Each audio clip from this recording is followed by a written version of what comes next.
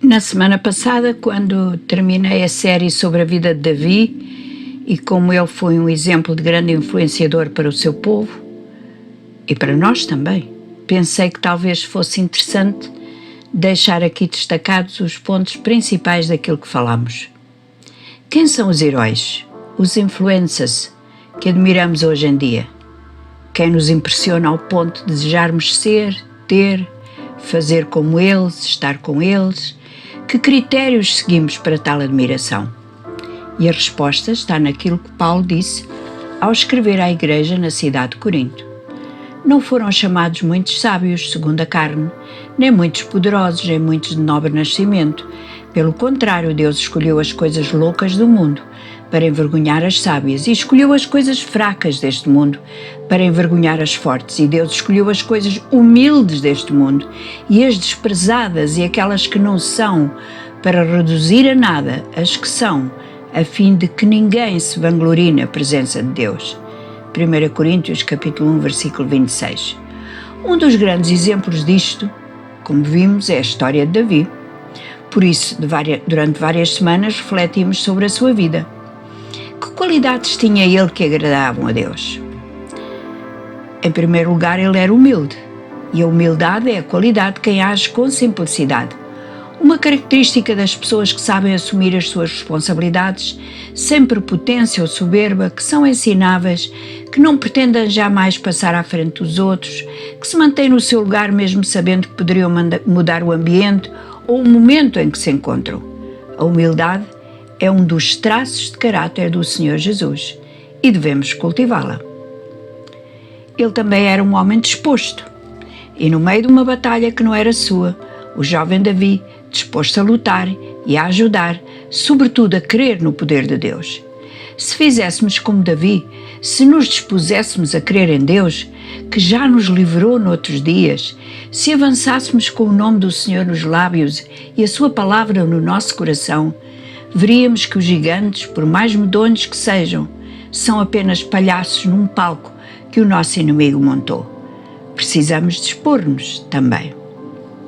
E os verdadeiros influencers adoram. No meio da doença mental do rei Saul, alguém sugeriu que Davi usasse a sua música para acalmar o rei. O que me leva a concluir que o jovem obediente, humilde, sensato, discreto, crente, tal como qualquer pessoa que é possuidora destas qualidades de caráter, mais tarde ou mais cedo é chamada para algo que não sonha. A funda ficou no lugar dela, no seu alforje de pastor, mas a lira iria ser tocada muitas vezes. E anos mais tarde, no meio das adversidades, lutas, pecado, traição, guerra, desânimo, Davi continuou a cantar e a adorar ao Senhor. No princípio ou no final de cada cântico, ele leva a Deus uma frase, um verso de louvor completo, como se apesar de tudo o que está a sentir, Deus fosse maior que essa dor, que as circunstâncias que o apertam, como se no final de cada tempestade ele esperasse ver um arco-íris pintado com as cores da bondade de Deus. Sejamos adoradores. Os verdadeiros influencers também honram alianças. E no palácio de Saul, os olhos de Davi fixavam-se muitas vezes na figura do príncipe Jonatas, o primogênito do rei, o herdeiro do trono.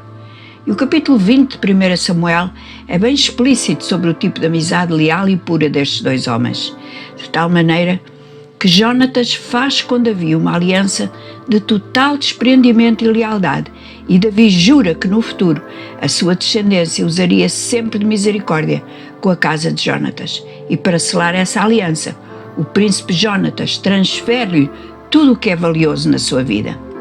Deus fez-nos seres de relacionamento, de aliança.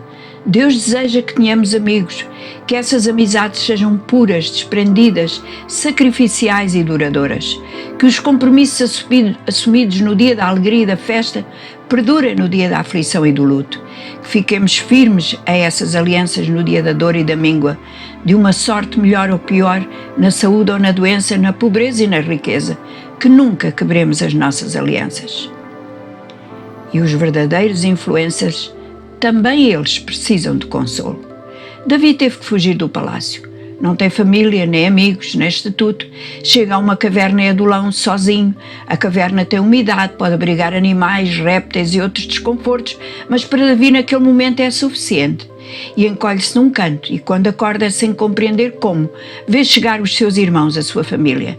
E os abraços dos irmãos trazem-lhe o consolo que ele precisava para o momento. Daí a pouco chega mais um grupo de pessoas, gente perseguida como Davi. A caverna era grande, cabiam todos. Mal refeito da surpresa, Davi vê chegar um segundo grupo de gente. Ainda mal este grupo se tinha arrumado, chega outro magote de homens estes, pessoas em desespero, sem esperança, deprimidos, tristes, quem sabe, gente sem casa e sem família. Davi tinha pensado que ia ficar sozinho na caverna e afinal via-se agora como líder de um bando de improváveis. Estes homens sem sentido serão os seus leais companheiros e amigos, farão proezas enormes para defendê-lo e ficarão conhecidos na história de Israel como os valentes Davi. Deus sempre traz à nossa vida o consolo que precisamos, mesmo que não seja de onde esperamos. E os verdadeiros influencers perdoam. E Saul, como louco, continua a perseguir Davi, sem entender como entra numa caverna onde está Davi e os seus homens. O que faríamos nós? Se tivéssemos tido uma oportunidade destas, de nos vingarmos de alguém que nos quer mal, que deseja a nossa destruição, faríamos como Davi ou faríamos justiça pelas nossas próprias mãos? Davi perdoou. Sejamos perdoadores como é Deus Pai. E por fim, os verdadeiros influencers estendem graça. Um dia Davi está sentado no seu majestoso trono e lembra-se de Jonatas, da amizade leal, desinteressada do príncipe e da aliança que há muitos anos tinham feito um com o outro. E disse Davi: ainda há alguém que ficasse da casa de Saul para que eu lhe faça bem por amor de Jonatas?